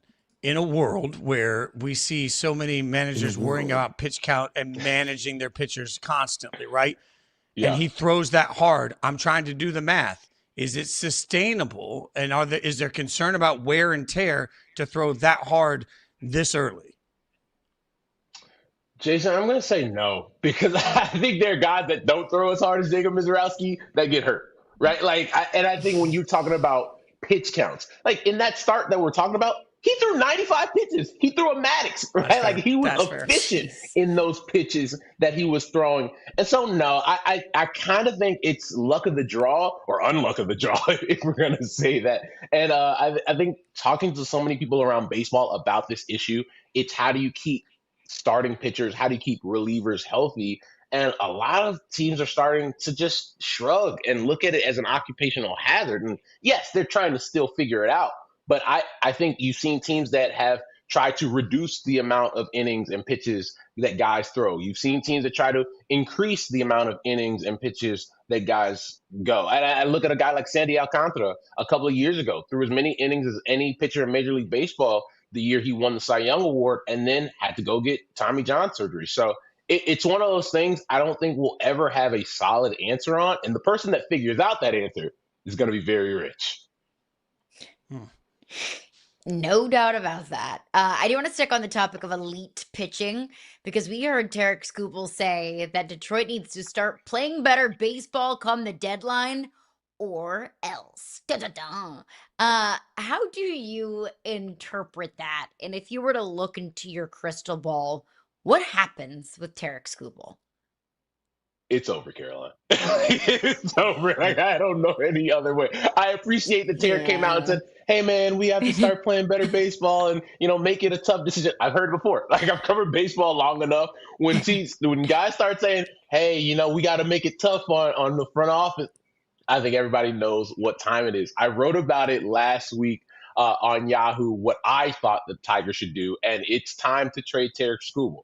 It doesn't feel good to have the best pitcher on the face of the earth and say, we have to trade this guy. It also doesn't feel good that you're trading him at a time where the value is the lowest, when you only have 2 months of club control left at the trade deadline. Sure, they'll get a decent haul for 2 months of Tarek Skubal, but they won't get the type of return they would have gotten if they traded him this past offseason or even two seasons ago. They remember 2024 trade deadline where the Tigers actually sold at the deadline, and then they went on that crazy run to get into the postseason.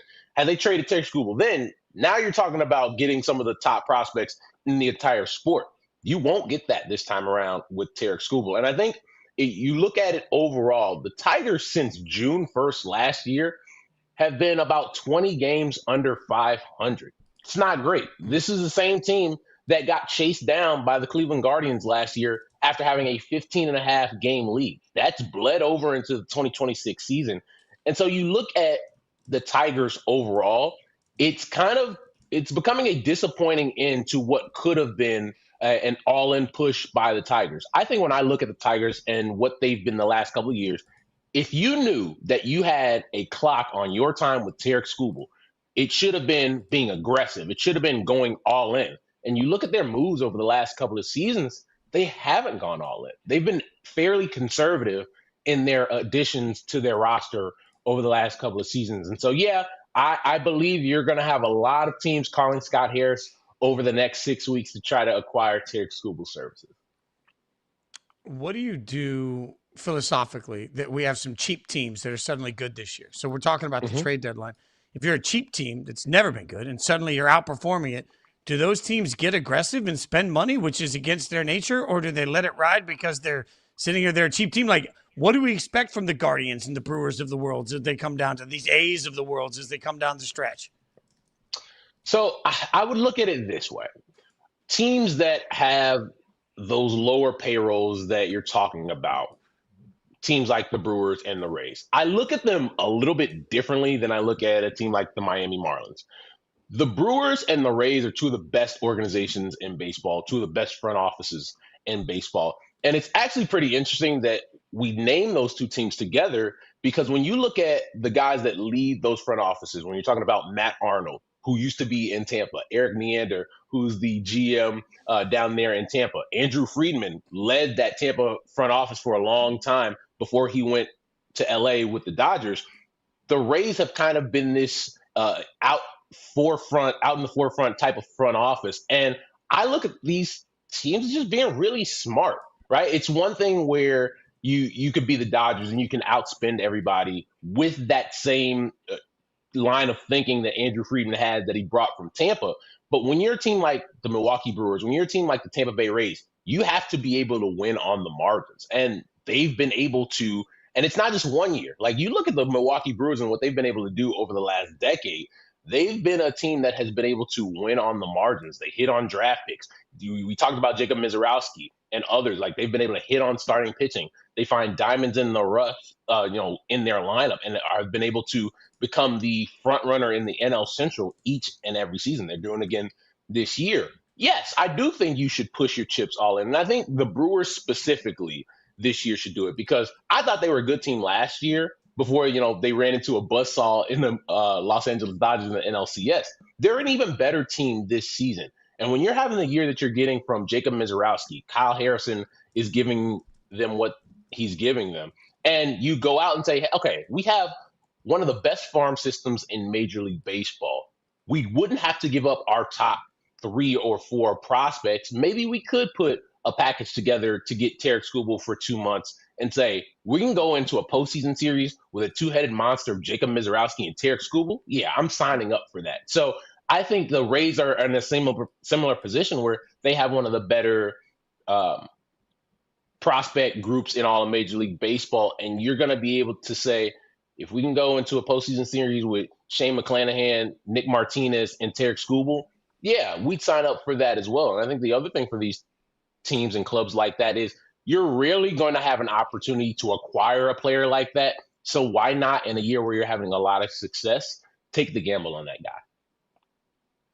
And we're speaking of, negotiating the new CBA. One proposed change from Major League Baseball was overhauling the draft, which would include removing high school players. So high school players would not be able to go directly to Major League Baseball. We talked about Jacob Mizorowski. He was one guy who was drafted out of high school. Connor Griffin, drafted out of high school. Manny Machado, Nolan Arenado. Like the list goes on and on and on of elite Major League Baseball players drafted out of high school.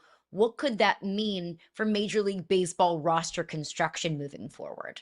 It's a jarring proposal that Major League Baseball put out there yesterday, and you've heard the resounding objection to it from all over the industry. I've talked to a lot of people since it came out, and the thing that stands out to so many different people is not only what it does to the draft, but what it does to scouting and player development. I think that's the biggest thing, because now you're saying, all right, we're taking the responsibility of developing these young players and we're putting it all on colleges that have no incentive to develop these players. Like, I think about Connor Griffin. Under this system, Connor Griffin would just be finishing his sophomore season at your beloved LSU, Caroline. You wouldn't be seeing him at the big leagues. Don't remind me. I'm sorry you don't have Connor Griffin playing for LSU right now. But we would lose out on those type of players. We wouldn't see Juan Soto in the big leagues at 19. We wouldn't see Mike Trout and Bryce Harper in the big leagues at 19. We wouldn't see Manny Machado in the big leagues for the Baltimore Orioles at 20 years old. And once again, and I'm going to talk about this with you guys for the rest of the season and into the offseason as we get closer to the expiration of the CBA, all of this revolves around cost certainty.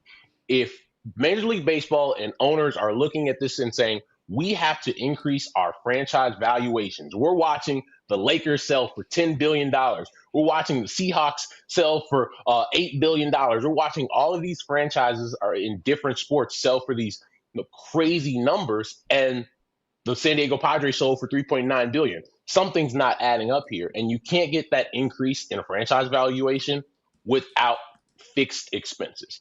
And that's what Major League Baseball is trying to do. As far as the draft goes, like, you've kind of seen the trend and them going towards this, because the draft used to be 40 rounds. Then it goes to 20 rounds. Now you're going to cut it down again to 12 rounds. And yeah, I think it feels very much cutting off your nose to spite your face when it comes to player development and scouting and getting the best out of these young players. Like a D1 program, D2 program, NAIA, JUCO, like, they have no incentive to develop your players or the players that you would think are going to be professionals at some point. Their incentive is to win. And if you're trying to win games, what stops you from taking Paul Skeens at LSU and saying, all right, Paul, you're going to throw 140 pitches tonight because we're trying to win here in Omaha. We're not concerned about what you're going to do in pro ball. And so you're turning college baseball into high A and double A, essentially, and saying, yeah, well, these players are going to get to Major League Baseball eventually anyway, which is also not true. Like you have a lot of guys in college baseball that will never make it to the big leagues. It's such a small percentage of those guys that do that. I just think it is it seems pretty irrational to think that you're going to get all these teams around college baseball to say, you know what, Major League Baseball? Yes, we will develop your players before they get to the minor leagues. It's really well broken down by you. You guys can read him all across Yahoo Sports. Follow him on social media at Russ_Dorsey1. Russ, man, we appreciate your time. Thanks for hanging out with us. Got to do it again. Just remember, New York pizza is far superior to Chicago pizza. It's the best part about being the host. I get last word. I get last word. Oh, come on. There we go. We'll have pizza debates. St. Louis galore, pizza man. erasure. Oh, there's no such thing Bye, as St. Louis guys. pizza. Okay, fine. Thank you, Russell. We Thanks, appreciate Russ. your time. Always great stuff from Russ. Coming up next, Joe Burrow compared the Bengals to who? Oh, you can't wait to hear this.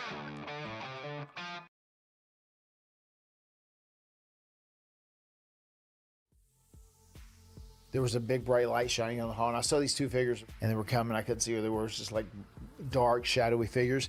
And then we walked past them, and I was just talking to Jeff, and they were talking about before we started signing about how it goes. And then grabbed me from behind. He's like, hey, he says, you're not even going to say hello to me? You're doing that? And it was Taker. I said, I had no idea it was you, but that's so cool. It's so good to see you, man. I gave him a hug, and I said, man, I got to tell you, I said, I'm super excited for you, man. Are you excited for Dave Meltzer to give you the Booker of the Year award? And he said, shut up, you know. How do you sort of take your game to the next level in what is now a split backfield? Yeah, you always need a split backfield running back. We take a lot of hits. We get hit every play, either for you blocking or running. And I say Montgomery, he been doing a great job just going off of just learning my style of play, me learning his style of play, learning new things. You always need a tandem 1-2 punch in the backfield. Sometimes you need a 3-punch. So just getting that in, and we just getting to work right now. Got to get a touchdown on this possession. Stepping up Garrett. Garrett surveying. He wants it all. End zone Flavors is there. No but it's way. pulled away by No Cook. way.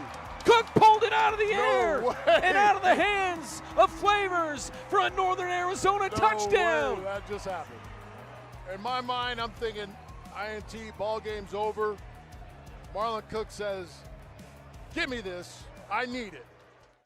Myles Garrett traded to the Rams. They're trying to live in two worlds where they've got an eye on the future with the quarterback they took this year, but also clearly maybe more than any other team we've seen, you know, trying to push here for a Super Bowl, which just, God, the burden of expectations is going to be tough on that team this year. Like it is, sometimes I kind of roll my eyes at the Super Bowl or bust idea, but this really is like, that's it, like Super Bowl or bust. Everything else is it would be a failure of a season.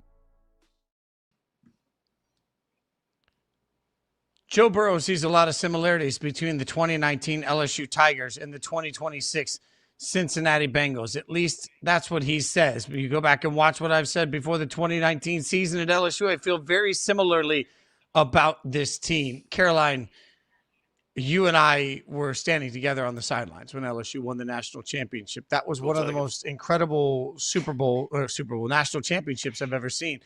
And even at the time, I was standing next to a bunch of ESPN talent, and I looked at a couple of the quarterback gurus, and I said, tell me why we're not talking about Joe Burrow like he could be one of the best ever. And the answer was we should be, right? Like that's how far we came on Burrow in 1 year. Are you buying that these Bengals can do what those Tigers did? No, I'm buying that. I'm so tired of this. Oh, I'm so tired of this. There's always comparisons to 2019 LSU. Every year since that national championship, we've asked the question, well, who would win in a game? Who would be favored, 2020 Alabama or 2019 LSU? Who would be favored, 2024 Ohio State or 2019 LSU? 2025 Indiana or 2019 LSU? We do this every year, and it's exhausting because the answer is 2019 LSU. We've never seen a team like that, and we might never see a team like that again because that team gets that much more impressive the more and more success Jamar Chase, Joe Burrow and Justin Jefferson have in the league. The more success that Patrick Queen and Derek Stingley Jr. and Grant Delpit have in the NFL makes that 2019 team look that much more insane. Like, wait, that team had that much NFL talent on it? Like, it's fair to say that that team had the two best receivers currently in the National Football League. Like, it's crazy to me, and it was crazy then, and it's even crazier now to see that team pay dividends. So it's just annoying to me that we have this conversation every single year. It also fills me with just like a little bit of pride that, you know, this team was the standard, and that's my team. Thank you very much. But to hear Joe Burrow say it, it's obviously different. Like, he can speak to that team better than anybody else can, better than I can, you know, watching from the sidelines and watching from my couch as a fan. I wonder if Joe Burrow knows what he's doing when he's saying something like that, because you don't compare your team to the team in 2019 and expect everyone to just be super chill with those kinds of expectations. When you say that, when Joe Burrow says that, this team reminds me of 2019 LSU. All of a sudden, the expectations get sky high. All of a sudden, the conversations that we're having in November, if the Bengals are, say, 500 at that point in the season, we're going to say, well, you told us it was 2019 LSU. Why are we not getting 2019 LSU results? Sure, it drums up conversation about the Bengals in June, but do you want to be a talking point in June, or do you want to be a Super Bowl contender in January? Because those two things might not be mutually exclusive. But I hope that he knows the expectation that he's setting when he says that. Because when you say 2019 LSU, all of a sudden people start to pay attention. Well, to that end, I think Cincinnati has pressure to try and replicate that sort of meteoric rise this year more than ever. Because, as you well know, I'm not a fan of change for the sake of change. I don't always love it. But I'm also not a fan of just running it back and presuming things are going to get different. There's a fine line between all of it. And what have we seen in the AFC this year? We've seen some of the best teams in the AFC look in the mirror and say, you know what? We can't just keep doing this. But we didn't see that from the Bengals. Look within their own division. One of the most stable organizations in all of sports are the Pittsburgh Steelers, who have a new head coach. The Ravens are constantly perceived as being a stable organization, and they have a new head coach. The Browns, who are terrible, looked around and realized, man, we got to figure this out. We got to figure out a way to get better. So we have a new head coach. The Bills looked around and said, man, we just keep knocking on the door, but we can't quite get there. So what are we going to do? We're going to try and find a new voice. They brought in a different head coach. The Bengals looked in an AFC that is full of change everywhere. The Bengals looked around like they were the Broncos. The Bengals look around like they're the Chargers. The Bengals look around like they're the Chiefs. Maybe that's the best example. A team that wasn't in the playoffs, but hey, no, things are going to get normalized. Well, when you have Andy Reid, you have Patrick Mahomes, even you have an old-ass Travis Kelce, doesn't matter. When you have those weapons, at least you can look to your fan base and say, you know what? We're the Chiefs. Look at how many times we've won. Look at how many Super Bowls we've won. For the Bengals right now, they're a hell of a lot closer to being Dan Marino and the Miami Dolphins than they are being the current iteration of the Kansas City Chiefs. This is a team stacked with talent that every year is supposed to be a team we take seriously. And it's a team that if they start slow, we're going to excuse it because we always do. Oh, it's just the Bengals. They always lose in September. Really? We've accepted less than the result for Cincinnati over and over and over again. And the Bengals organization will look in the mirror and say, there's no problem. We just need to get it right, without any real plan to execute of how they're going to, I don't know, get it right. So, look, I hope the Bengals take a massive leap forward because the AFC is more wide open than ever for the taking. And because they have, I think, one of, if not the best quarterback. Like, we're just talking about, I need a quarterback today and I can draft anyone. Joe Burrow was on that conversation for the best, right? And you got the best quarterback. You can't even make the damn playoffs. You need to have a 2019 LSU meteoric rise. Otherwise, you're just wasting everybody's time, and you're wasting another year of a great at the toughest position in all of sports. You mentioned meteoric rise. And look, when Joe Burrow makes the comp, maybe I'm looking a little bit too far into this. But I feel like there's some revisionist history on that 2018 LSU football team. That was still a really good team. They went 9-3 in the regular season, went to a New Year's Six Bowl, and got their 10th win of the year against UCF. Remember that UCF team that, thought they won the national championship those years.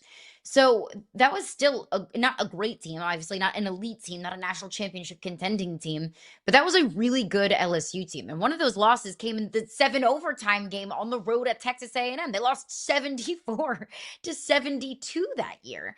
That wasn't just some rinky-dink 6-6 go to the Liberty Bowl, no disrespect to the Liberty Bowl type of LSU team, and then out of nowhere came 2019. That was still a good LSU 2018 team. That Bengals team was the 31st ranked defense in the National Football League. We can point to a lot of the reasons why the Bengals, missed the postseason was because Joe Burrow was out for a majority of the season. Like, yes, that's totally and completely fair. I do know that when you don't have your starting quarterback, you're not going to be anywhere close to your ceiling. But that defense still sucked. And I don't think that they were one Dexter Lawrence away from going from the 31st ranked defense in the National Football League to, let's say, a top 15 defense in the National Football League, and maybe even being a top 15 defense might not even be good enough. Maybe it is. Maybe Joe Burrow, Jamar Chase, a healthy team, a healthy offense for Cincinnati, a top 15 defense is enough. But that, you mentioned meteoric rise. That was a 2018 team that was still good, that just got absurdly good in 2019. This was a bad Bengals team with injuries, to be fair. This was a bad Bengals team. Did this team do enough in the offseason to go from 31st ranked defense, didn't make the postseason, to now all of a sudden Super Bowl contender? I can see a world where, yes, they did. I can. If Joe Burrow can stay healthy, I think that he is that good to elevate the team around him to find themselves in the postseason, because we've already seen it before. We saw it in Joe Burrow's second season. But I also want to see it before I can totally and completely buy into it and predict that it will happen. Do I believe it can? Yes. Will it? I don't know. I want it to. I want to be clear about that to Bengals fans. I would love to see the Bengals go on a wild ride that gets Joe Burrow hoisting the Lombardi. I just think it would be a great conversation piece for somebody that it could be putting together a Hall of Fame career in front of our very eyes. Having that Super Bowl would be a huge piece in how we view Burrow forever. All right, we'll continue to break it down because it's the NFL. But coming up next, we got to get Vegas's eyes on the NBA draft and the World Cup. Ben Fawkes going to join us next. What does he think of Tuesday night? We'll find out.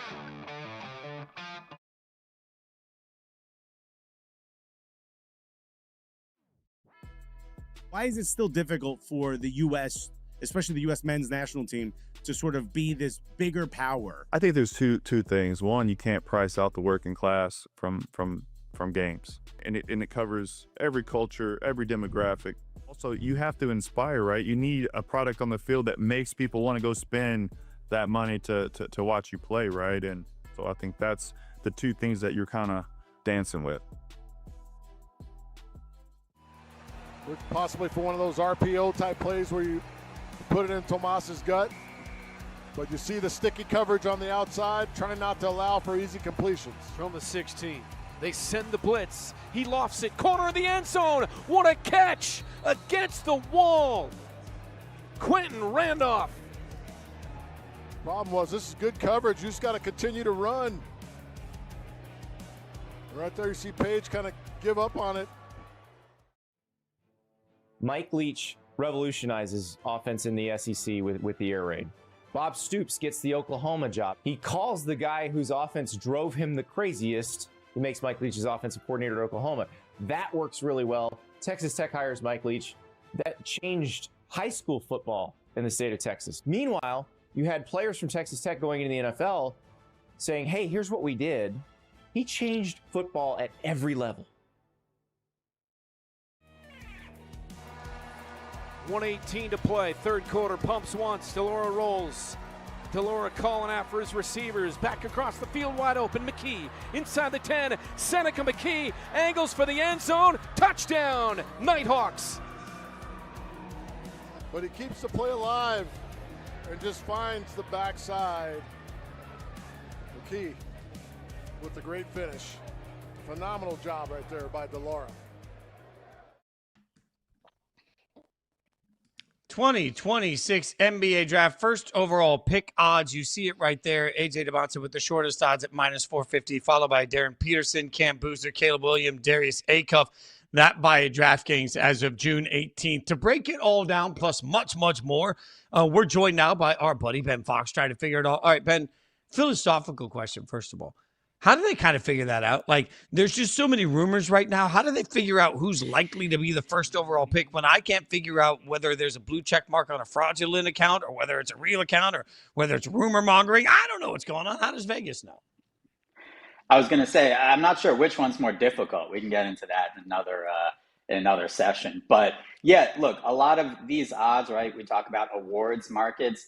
A lot of it is kind of, for the awards, right? You're handicapping both the player and kind of the voters. This is kind of the same thing. You're handicapping what the teams have done, what the front offices have done, and then obviously the draft class. Could there be trades? All this stuff. Ultimately, they can kind of get around some of that. Books have low limits on this, right? So it's not something where someone is going to be able to bet $100,000, right, on Darren Peterson to go, and that's going to completely shift the odds. So they have lower limits. They'll move quickly based off of kind of respected action. But this is a really interesting draft, unlike previous ones, right? We saw in the NFL draft, Fernando Mendoza, he was minus 10,000, right? We knew he was going number one. We've had drafts where Wemby, we know he's going number one. Cooper Flag, number one. It is rare kind of in the last few years that we've seen a number one pick that was really been up for debate with only a couple days before the draft. So, Ben, do those odds, the first overall pick odds, have any indication of who might go second overall? Because we see Darren Peterson and Cam Boozer, there's a wide margin between those two, at least to go number one overall. So what does that mean for number two overall? Yeah, so everything is correlated, right? So it's a little bit like a team to make the playoffs in the final game, where if one team wins, the other team is in, let's say in the NFL or something else like that.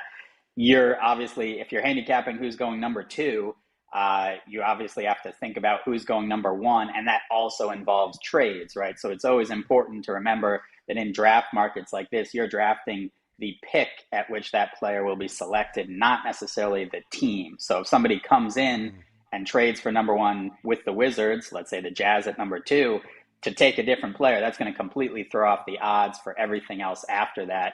But we've kind of seen the odds shift at number one, right? We saw Darren Peterson was a sizable kind of favorite when it opened, and now we see Debonsa at minus 450, around kind of 80% chance to go number one overall. At number two, then you would expect, okay, if Peterson isn't going number one, he's probably going number two. He's only about a minus 145 favorite, and really Cam Boozer has been the one that's been closing this gap, obviously with some news potentially. Is Utah interested in him? I think with Danny Ainge and the draft, as others have discussed, smoke screens, right? As we always say in the NFL draft, it's lying season. Well, it's the same in the NBA. So we don't really know how teams feel about these prospects. And I think if you think that, hey, maybe Cam Boozer has a higher floor and Darren Peterson has a higher ceiling, that's going to get into potentially which player you want to draft, as well as who fits better with the team composition. Obviously, the NBA is so different with only 5 players on the court than, let's say, the NFL, where you have 2 or 3 cornerbacks or multiple safeties or players that can play multiple positions as well. So it'll be really interesting to see, but I would say that's been certainly the last couple of weeks where those odds have closed at number two. Peterson's still the favorite, but he's decreased some, and Cam Boozer has come up. So Cam Boozer is now the second favorite to go number two. All right, let's move to the World Cup. But first, I just quickly want to save the NBA. Guys, come up with a hat that has a little green screen in front of it. So when the player's wearing the hat, if he gets traded in the middle of the conversation, you can just press a button and boom, it puts the new logo on so we can all use the right hat.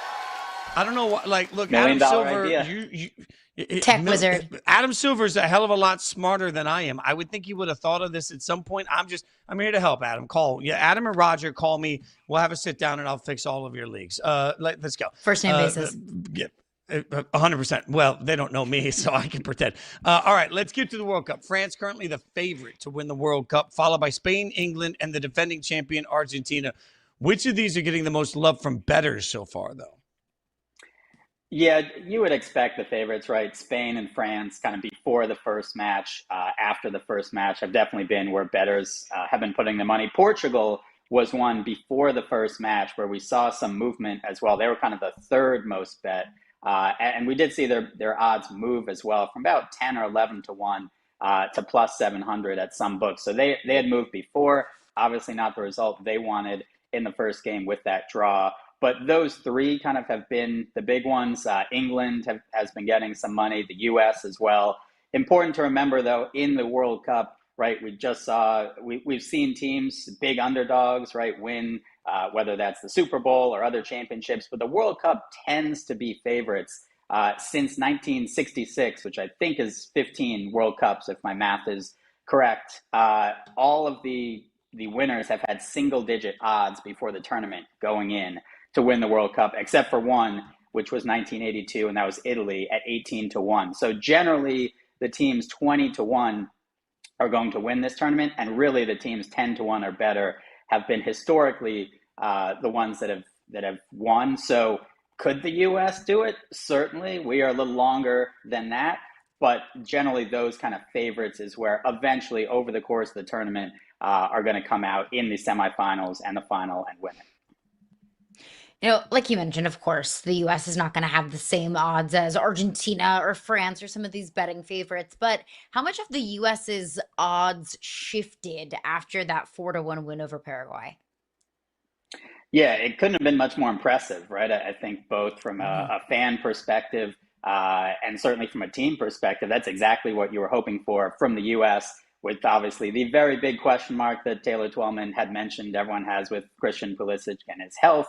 But outside of that, just certainly how the team looked when he was healthy. And the U.S. was around 50 to 1. I believe before the draw, they were 66 to 1 back in December. After the draw, they moved to kind of 50 to 1 because it wasn't as difficult a group. And just off of that game, they've gone from 50 to 1 after that win to 33 to 1. And obviously a ton of money at several sports books since that match. As you would expect, the U.S. is the most bet team to win the World Cup. Both by tickets and by total dollars wagered. So we're going to have a situation every U.S. match. It's the same one today. I think BetMGM has 11 times as much money on the U.S. as any other match. Like, they're going to individually lose on U.S. matches if the U.S. wins. But ultimately, the further the U.S. goes, it also keeps those casual bettors interested in the World Cup, betting on some of those other matches. So overall, a good thing. But the U.S. certainly is going to be a liability that only grows if the U.S. continues to play as well as it did in the first match. When pop culture is influencing the dollars and cents that are being bet, which by nature influences the betting lines, what's the smart way to bet it then? Is it smart to bet U.S. right now? What's the right way to play this?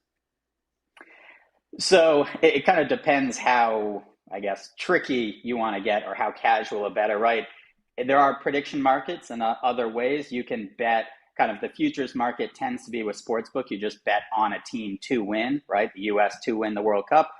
With prediction markets and things like that, you can also bet no, right? So if you wanted to be unpatriotic, Fitz, and go the other way, certainly you could say that the U.S. odds are boosted potentially too high, so you could bet the no to not win the World Cup. I think bookmakers aren't really worried about this, right? I don't think generally this is a bit like betting on the Red Sox right before they won the World Series or the Cubs. Like, it's a ticket you want to have because if the U.S. obviously makes it, further than we've ever made it before, it's a ticket you can say, hey, I believed, I bet on us to make it that far. But I don't think sportsbooks are too worried about that. I think the game to game is where you want to bet on the U.S. And see, like, this is certainly an interesting one. Paraguay had better odds to win the group. Paraguay was about 3 to 1 to win Group D before the first match. Australia was 9 to 1. So just by the power ratings, you would think if we played that well against Paraguay, we should beat Australia as well. But obviously, Christian Pulisic hangs over all of that. Obviously, Ben, we overreact. That's our job. Sports books don't. But I'm just curious, in general, how much can odds really change and shift throughout the course of the World Cup? Like, we saw Portugal and Spain have an incredibly underwhelming debut in the World Cup. We saw the U.S. have a great debut against Paraguay. Cape Verde obviously feeling themselves after that first game.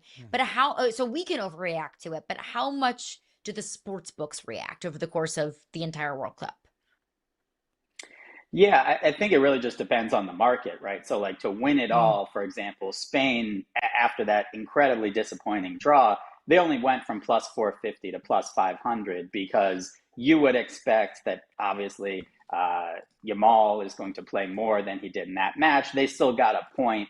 In other words, you expect they're going to advance, and then again, it's just a knockout stage like they would be in. They still have a good chance to win the group. So, as damaging as that was, I think, to just the collective for certainly a team like that. Same thing with Portugal. They went from 7-1 to 8-1. I think Portugal's a little different because that liability we talked about earlier that built up. I think if there weren't as many bets on Portugal, they probably would move a little more. But certainly in the futures market, we've especially seen a lot of movement when teams advance, right? So Mexico, we know, for example, that they advance. I think they're around 65-1. They're now like 40-1, right? And they also get to play some of their knockout games in Mexico City. So they also kind of have that advantage that'll be built in on a game-to-game basis. And then the futures market. And Canada was a big one as well. They were at 150-1 before that match, moved to 80-1 just because, again, with that goal differential, with that win over Qatar, it seems like they're in pretty good shape to advance. And so obviously sportsbooks then want to move their odds and kind of get ahead of that. Sportsbooks generally are going to be quick to move, and right, you can always give worse odds, but they don't want to give better odds in that way. Forgive my ignorance, Ben. I just don't know the answer to this because you said something to me last week that really stunned me when you talked about the amount of money that's going to be gambled on the World Cup globally. So 50 million, I think, if I remember correctly, in America, and 200 million, over 200 million globally. For everybody that's coming to America right now and watching these matches, I'm presuming that they are also betting like many of us when we're sitting in the sports bar today, betting on these matches. Are they essentially adding money to local economy by doing that? Like, are they betting with the same places that we're betting with, even though they're in America? And not like if you're from Spain and you come here, are you betting through one of our services and making our betting sites money? It's a great question. Just to fix the numbers as well, I think in the U.S., $2 to $4 billion, and worldwide, $50 billion. With a B? Yeah, with a B. I flipped that. That's my bad. Yeah, all good. Sports books, I know at least one, you had to be, I believe, a U.S.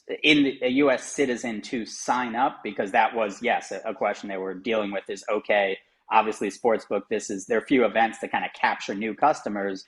Well, hey, we'd love to capture that customer, but also how valuable is that customer who, let's say, is traveling in from Spain for the World Cup? They're probably not going to be opening an account at a U.S. sportsbook and then betting, every couple of years when they come back. So I would guess the answer is some, but probably more with those local books, which again, sports books legal now in 39 U.S. states, a lot of them where the matches are being held. So I think some of those local books, probably in person, would be my guess, more than necessarily the mobile on the apps. I don't know if every book has the same thing in terms of whether they're kind of taking that international registration or not.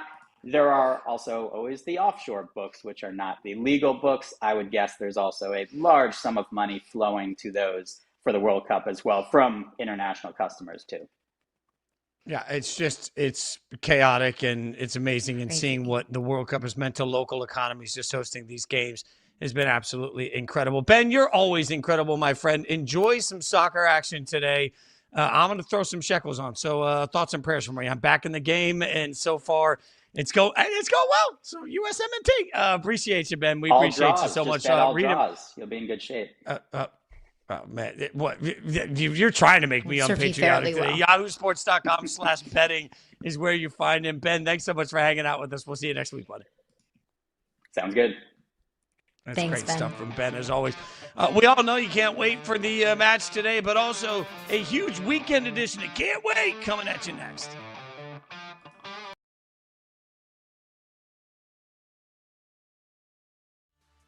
Do you have any advice that you could give to Christian Pulisic about how to handle this World Cup? I think if he can find a zone where he is like that kid again that is on the field with his buddies, and these are his buddies, this national team, these guys are close, and just understand not overthink the opportunity and the pressure and the home World Cup, but be like, what a privilege it is for us to be on this field right now representing the United States. He's gotta lock it in. Right here, under 8, down by 3. Against one of the best teams, if not the best team in the league. Fired, caught, open space in front. Karan Ashley still on his feet inside the 5, touchdown!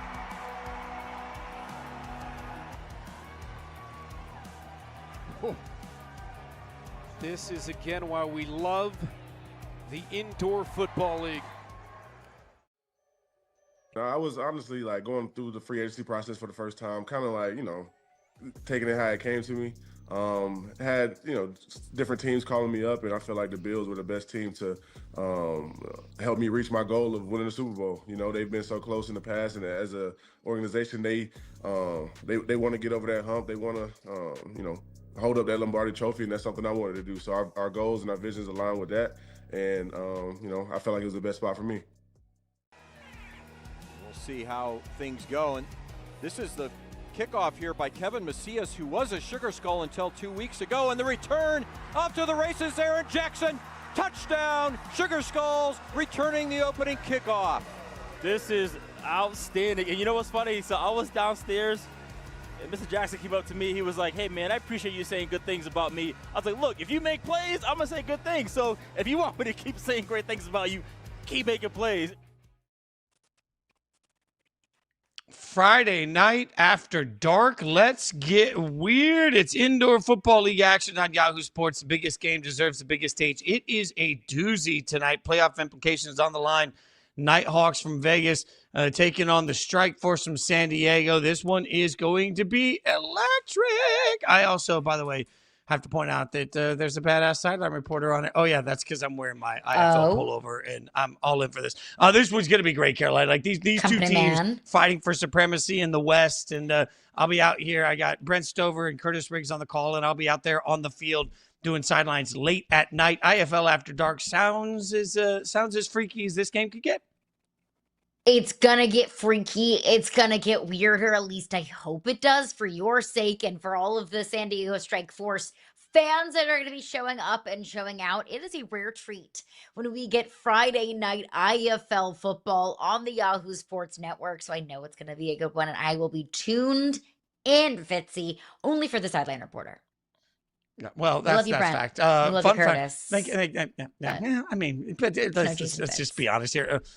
San Diego does not have a win yet over a team with a winning record. Vegas, one of the best teams in the league. This will be a big prove-it matchup. And it brings us to can't wait. You know what we love to do here. We love to invoke the spirit of Bart Scott. And this is where we take a look at an event happening over the weekend, and we figure out if it's amazing or if it's terrible. And we do that by letting Bart take over. So if it's a great event, if it's something we can't wait for, if it's absolutely perfect, you'll hear the voice of Bart Scott tell us, can't wait. And that would be a Bart. That's a Bart. But what's the opposite of a Bart? Well, of course, because we're nothing but mature adults on this show, the opposite of a Bart is a fart. And if we're out on that game, you will hear this. That's right. Nothing like class. All right. So let's get into some Bart and Bart or fart. Can't wait here. Down to the final teams in the men's women's college series at Charles Schwab Field in Omaha, Nebraska. North Carolina at Oklahoma will face off at a best-of-3 series set for Saturday through Monday. What do we think? Can't wait. Is this a Bart or a fart? Major Bart. Omaha is always a Bart. Thank you very much, Bart Scott. Omaha's just special. There's just something about it. The fact that fans that are there may have been there for the last 2 weeks, and they're just going to laundromats and just riding the wave that is their team in the College World Series. Weird things happen, funky things happen.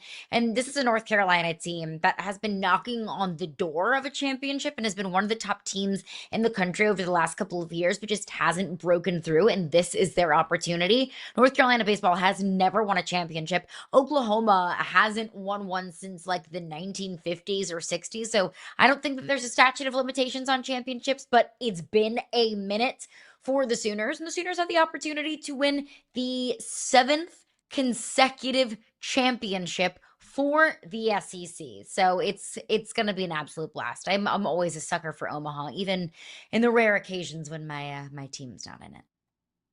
Yeah, well, the rare occasions when look at that. Let's just throwing it there. Look, as we've established on this show, the SEC is obviously no longer a football conference; it's a baseball conference, and I love all of this. But I'm going to be honest, Caroline. One of my favorite things about working with you, and I've said this repeatedly to you on air and people off air, I don't know that I've worked with anybody that knows more about college sports every single day in and out than you do, and I love your passion for college sports. This is college baseball. It's fart. There's never going to be a time where I'm flipping through and I'm like, oh, it's college baseball. When it's on the TV, when I walk in the room and the College World Series has been on, I've said the same two things that most Americans say when it's on. You walk in, the first thing you say is that college baseball? They're still playing the World Series? And then the second thing you say is, well, I have college baseball on? Nah. Look, if you don't have action on this or you don't love college sports, you ain't watching it. That being said, our producer, Doug, has pointed out that the Heels are his alma mater. So, look, I'm rooting for North Carolina in this one because also maybe it will help you forget that Bill Belichick is your college football coach. I don't know. I'm just trying to find a beacon of light on Omaha. They need something good. I love Omaha. That stadium is electric. I love the atmosphere. I love hanging out in Omaha. I just don't love college baseball. How about this one? Serena and Venus are back. Wimbledon, about 2 weeks away. The Williams sisters will compete as wild cards in doubles. Bart or fart? Bart. Can't Bart wait. for sisters. Bart for sisterhood. Bart for seeing two of the greatest to ever play the game. Serena, the GOAT. And we love Venus too. And they're playing at Wimbledon. That's just it's magic. It's synergy. It's things that just make sense. It's the players. It's the history. It's the setting. I mean, I am not the biggest tennis fan in the world. I would never accuse myself of being a tennis insider. But Venus and Serena and Wimbledon, now that's something that I can get on board with 100%. Absolutely. Venus and Serena have an open invitation to return to the sport of tennis whenever they may choose. So I'm here for this. Absolute Bart. Yeah, you're right. This is a Bart. And look, I need to be consistent. I've repeatedly said that I don't, rock and roll is a young man's game. I don't want to see rock stars that are fat and old cramming themselves in leather pants running around on stage. We all know that.